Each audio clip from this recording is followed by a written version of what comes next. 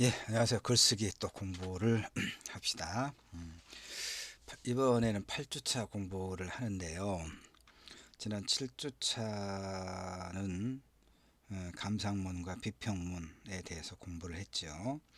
8주차도 같은 주제로 두루두루 여러 형태의 글을 같이 살펴보면서 비평문을 잘 써낼 수 있도록, 감상문도 마찬가지고요. 그런 기본적인 공부를 제대로 하려고 합니다.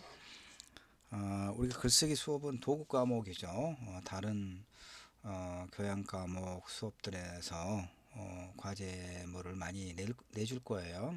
그때 이제 그 수업 교수마다 이제 조금 다르기는 할 거예요. 이를테면 그 표지를 리포트에 뭐 표지를 해라 하고 지정하는 사람도 있고, 그렇지 않은 경우도 있고, 그 내가 이제 아주 오래전에 학부 때 늦게 공부를 했지만 그래도 학부는 또 오래됐죠. 오래됐으니까. 그러니까 그때 나는 이제 이런 글쓰기와 같은 이런 과목을 아마 없었을 거예요. 없었죠. 그래서 리포트 쓰는 법도 사실은 잘 알지 못했어요. 이제 글쓰기는 했죠. 그 글쓰기는 그랬는데 지금 무슨 얘기를 하고 싶으냐면 이제 각 수업마다 리포트를 뭐 두세 개 이상씩 이렇게 내주잖아요.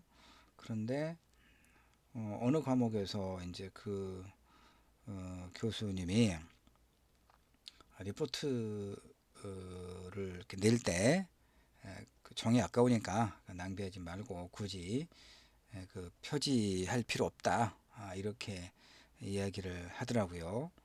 그래서 이제 그 분량이 몇 페이지나 되는지는 지금은 기억을 못하지만 어쨌든 그 교수님의 수업에서는 리포트를 낼 때 굳이 표지를 하지 않고 냈단 말이에요. 근데 이제 다른 수업에서 다른 그 교양 과목에서 아마 범죄 심리학인가 예, 그럴 거예요. 내가 기억하고 있는데 이제 그것도 리포트를 내라고 그랬는데 뭐 표지에 대해서는 말이 없었어요. 다른 뭐 사람들도 굳이 물어본 것 같지는 않았겠죠.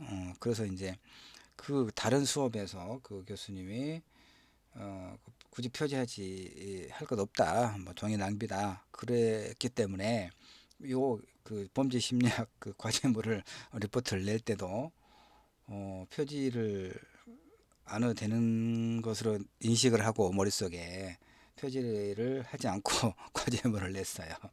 근데 분량이 이제 뭐 한두 페이지 적은 분량이긴 했는데 그 제목 쓰고 이제 이름 쓰고 가로해서 이제 학과 학번하고 이렇게 이제 글을 써서 냈죠. 근데 이렇게 그 탁자에 교수님한테 이제 그 리포트를 갖다 냈는데 그 보고 이제 한참 한번 나를 보더니 고개를 숙이고 분을 사기는 그런 표정이더라고요. 그래서 왜 그러지 저 사람? 내가 뭘 잘못했나? 잘못한 거 이제 그 리포트 표지 하지 않은 것인데 그 당시는 몰랐고, 하여튼 뭔가 좀 기분이 영 그 그렇게 좋은 상태가 아니었어요. 하여튼 뭔가 분노를 굉장한 분노를 삼키고 있는 표정이었는데, 근데 내가 나이를 많이 먹어서 나한테 불러다가 호통을 치지는 못했나 보고, 결국은 그 표지였어요. 리포트에 표지하지 않은 거. 근데 그런 내가 성의 있게 써서 A뿔을 받았긴 했어요. 참.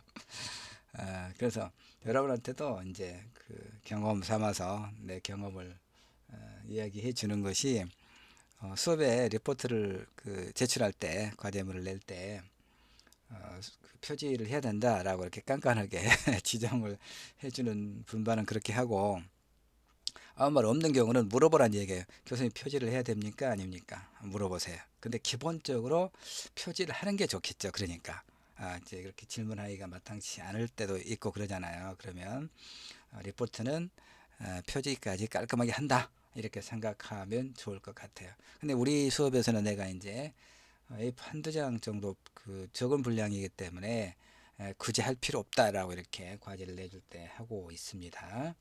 음, 우리 수업에서 이제 우리 그 마지막 내는 리포트가 논증적 에세이인데 아마 그때는 여러분 연습 삼아서 그 표지를 하도록 내가 메모해 놨다가 그렇게 하도록 할게요. 이게 이런 게 거의 무의식적으로 우리 머릿속에 입력이 돼 가지고 다른 수업에서나 또 다른 뭐 수업이 아니더라도 다른 글쓰기에서도 이렇게 그 작동되는 경우가 많아요. 자, 어쨌든 7주와 8주는 감상문과 비평문에 대해서 공부를 하고 있죠. 그 8주는 1차 시에 서평 작성법과 피드백 이렇게 주제를 잡았습니다.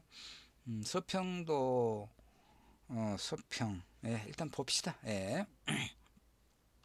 서평은 이제 서평은 그러니까 한자로 책에 대한 평가죠. 그러니까 일단 비평. 우리가 지난 그 7주차에 특히 2차 시와 3차 시에 비평문 조혜진 소설 선택자의 행복과 비스호의를 검토하면서 분석하고 쓴 그 평론을 이제 보았었는데 그러니까 비평이란 어떤 대상에 대해서 그러죠. 어떤 무엇인가에 대해서 미추, 선악, 장단, 시비, 우열, 미추, 선악 내가 다 설명하지 않아도 알죠. 미추, 아름다움과 추함, 미추, 선악, 장단, 시비, 우열 등을 평가해서 논하는 것 또는 그런 활동 및 글을 비평이라고 이야기. 그러니까 평가하는 거예요. 평가. 자, 그 대상이 문학 작품일 때 문학 비평, 문학 비평. 지난번에 읽었던 이제 평론이 문학 비평적 글 중에서 가장 완성된 형태. 우리가 그 중학교 때 공부를 했나요? 고등학교 때부터 하나요? 향가, 향가, 향가를 4구체, 6구체, 8구체 그러나요? 아주 오래전에 고등학교 3학년들 언어 영역 여러분은 국어 영역이라고 배웠을 거예요. 국어 영역이라고 했을 텐데 나는 언어 영역, 뭐 수시 논술 이런 걸 좀 많이 가르쳤는데 그때 아마 4구체, 6구체, 8구체, 10구체인가요? 갑자기 헷갈리기 시작하네. 아주 오래돼서 이렇게 그러니까 그 19층과 8구층가 할 때 가장 완성된 형태 이렇게 이야기하잖아요. 그것처럼 비평에서 이제 평론이 가장 완성된 형태인데 어쨌든 문학 비평 그 대상이 문학 작품일 때는 문학 비평이 되는 거죠. 자, 그래서 문학 비평 문학 작품의 의미와 구조 및 가치, 작가의 세계관 따위를 일정한 기준에 따라 판단하고 논평하는 일을 말하죠. 또는 그 논평 문학 이론 비평, 실제 비평, 기술 비평, 인상 비평 이렇게 여러 가지가 있는데 어쨌든 비평, 문학 비평, 문학 작품에 대한 의의 평가하는 것, 가치 평가하는 것 이것이 이제 비평이다라고 하는 것을 다시 한번 그러면 내가 이제 여러분에게 독후감이 아니라 비평문을 써서 낼 것이라고 했을 때 여러분은 어떤 텍스트에 대한 그 텍스트의 의미, 예, 가치, 의미와 구조, 가치 이런 것에 대해서 분석한 글을 써봐야 되겠죠. 그것을 이제 7주차에 공부했던 조혜진 소설과 관련된 평론을 잘 읽어보면 굉장히 쉽게 쉬워요. 알았죠? 성의만 있으면 쉬운 거예요. 자, 서평은 그래서 어떤 책에 대해서 그 책의 내용과 장단점, 의미 및 가치에 대한 평가를 하는 글이죠. 서평은 비평의 한 갈래죠. 특히 책에 관한 비평을 서평이다라고 이야기하죠. 뭐 영화 평론도 있고 음악 평론도 있고 그러겠죠. 여기서 이제 서평과 독후감과 리뷰를 비슷비슷하면서도 조금씩 다르니까 좀 구분해 봅시다. 리뷰는 그러니까 서평은 2차 시에 하나 볼 거예요. 그다음에 리뷰는 3차 시에 볼 건데 지금 1차 시에는 이제 어떤 개념적으로 설명을 좀 하는 겁니다. 자, 독서감상문은 뭐였어요? 책을 읽고 독자의 주관적인 느낌이나 생각을 정리한 글이라고 그랬습니다. 그 서평 그럼 뭐냐? 책을 읽고 느낀 감상을 넘어 그걸 객관화하는 글. 참 이게 지난 그 7주차에도 내가 이야기했습니다. 주관과 객관. 그러니까 객관은 뭡니까? 지금 이제 봄에서 여름으로 넘어가는 그런 시기에서 그 봄에 한참 환하게 화사하게 피는 꽃이 벚꽃이잖아요. 벚꽃이 환하게 참 곱게 피었다라고 말할 수 있죠. 이건 뭐예요? 주관적 감상이죠. 근데 객관적인 것은 뭐예요? 그 피어있는 꽃을 보고 그걸 객관적으로 설명할 때 우리는 뭐라고 할 수 있습니까? 저기 벚꽃이 피었다라고 말할 수 있죠. 이게 객관적인 것이죠. 주관적인 것은 저기 벚꽃이 참 환하게 아름답게도 피어있다. 이게 주관적인 것이죠. 그런데 이제 이 글은 사실은 서평은 그 느낀 감상이 이제 독후감이라고 했잖아요. 감상은 주관적인데 그것을 넘어서 객관화한다는 얘기는 독후감이나 비평문이나 주관적이긴 한데 그것을 객관화한다는 얘기는 그 책에 대한 텍스트에 대한 의미의 구조 내지는 가치 평가를 한다고 그랬잖아요. 가치 판단한다고 그랬잖아요. 그것이 다른 사람들에게, 독자들에게 보편적으로 일반적으로 받아들여질 수 있는 그런 어떤 객관성을 확보해야 된다 그 말이에요. 참 어려운 말이 돼요. 자, 어쨌든 그 서평은 일차적으로 책에 관한 정보를 소개한다는 점에서 독서 감상문보다는 객관성과 정확성을 갖추고 있어야 된다. 리뷰란 상품을 구매하여 사용해보는 개인이 느낀 바를 글로 작성해 놓은 것이다. 따라 서평과 독후감 리뷰를 구별하는 기준은 전문성이라 할 수 있다. 전문성. 그럼 리뷰는 아마추어적인 글인가? 그럼 아니면 또 그러니까 조금 더 전문적인 글은 서평이고 리뷰는 좀 전문성이 떨어지는가? 참 어렵죠. 어려운 문제입니다. 그렇다면 내가 리뷰를 쓰면 어때요? 내가 3주차에 보여줄 건데 내가 리뷰를 쓰면 좀 전문적으로 쓰겠죠, 여러분? 음, 음. 하여튼 이제 개념적으로 서평, 독후감, 리뷰가 거의 같고 아주 약간씩 다를 수 있다. 이 얘기를 지금 하고 있습니다. 그리고 또 봅시다. 정리를 하면 독서감상문은 독자인 내가 어떤 책을 읽고 그 책의 내용이나 주제나 작가 의도 등에 대해서 주관적인 감상, 판단을 내려도 누가 시비 걸지 않는다는 얘기입니다.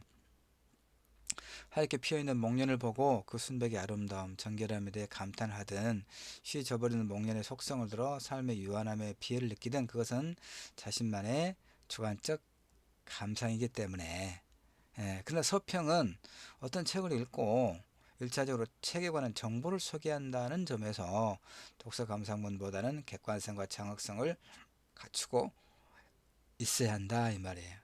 덧붙여 그 책의 내용과 장단점, 의미, 가치에 대한 평가를 하는 그린 까닭에 내가 그렇게 판단하는 이유를 객관적으로 제시해서 글의 설득력을 높여야 한다 하는 점에서 독서 감상문과 다르다고 할 수 있다 이런 얘기예요. 그러니까 7주차에 내가 보여줬던 평론은 그 객관성과 정확성을 갖추고 있는 글인데 객관성을 갖추기 위해서 다른 사람의 글들을 좀 덜어 인용을 했죠. 그래서 이제 그 두 소설에 대한 내 주관적 판단을 객관화하기 위해서 즉 설득력 있게 전개하기 위해서 이제 그 글을 전개하면서 다른 사람들의 글을 좀 인용을 하고 활용을 했어요. 자, 그래서 이제 독서감상문과 다르다 뭐가요? 서평, 즉 비평문이 다시 그래도 불구하고 잘 쓴 서평과 잘 쓴 독서감상문은 크게 다를 것이 없다.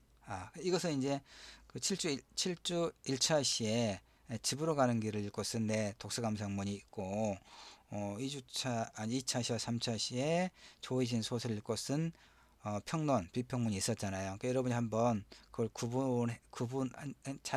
자세히 보세요, 여러분이. 그럼 하나는 감상문이고 하나는 비평문인데 그 둘이 차이가 사실 분량의 적고 많음 외에 크게 없어요. 그렇죠. 음.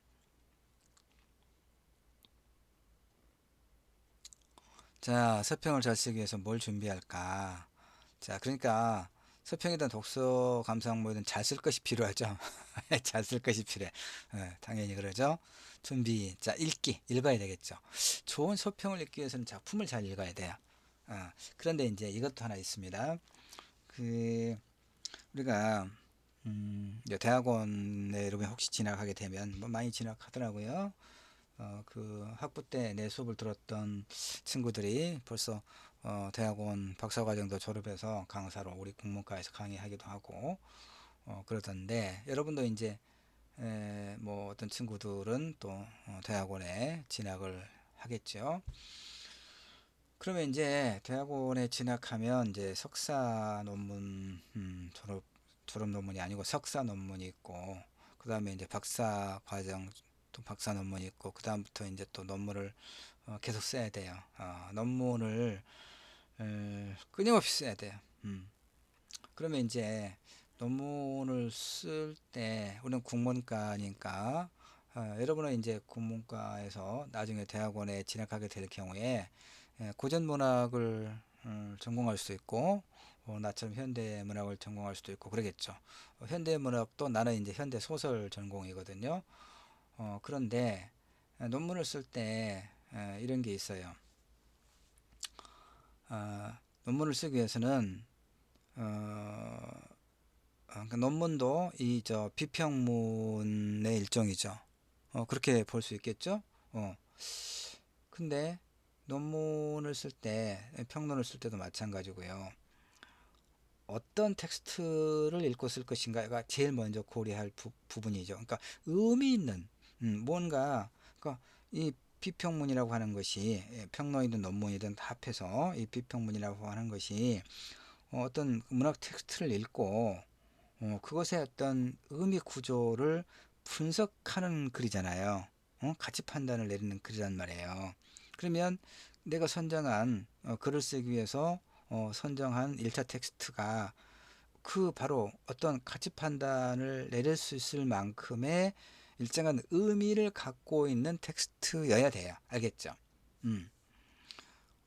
마찬가지예요. 소평이든 독서 감상문이든 그 대상이 나름의 어떤 의미가 있는 책이어야 되겠죠. 그러죠? 그게 중요해요. 자, 어쨌든 좋은 서평을 쓰기 위해서는 작품을 잘 읽어야 한다. 당연한 이야기죠. 서평을 하기 위해서는 작품 핵심을 분명히 파악해야겠죠. 책을 읽을 때는 서론을 주의 깊게 읽어야 돼. 서론. 서론에는 저자가 작품을 쓴 목적이나 의도 등의 핵심적인 요소들이 담겨 있기 때문에 그러죠. 작가의 말, 저자의 말, 뭐 그것도 굉장히 중요하죠. 또는 이제 책 뒤쪽에 있는 뭐 누군가의 추천사라든가 아니면 책 그 제일 본문 뒤편에 그 딸려 있는 뭐 해설 그런 글도 읽어보면 도움이 되겠죠. 이 책이 무엇에 이 텍스트가 무엇에 관한 것인가 어떤 의미를 가지고 있는가를 일단 파악할 수가 있겠죠.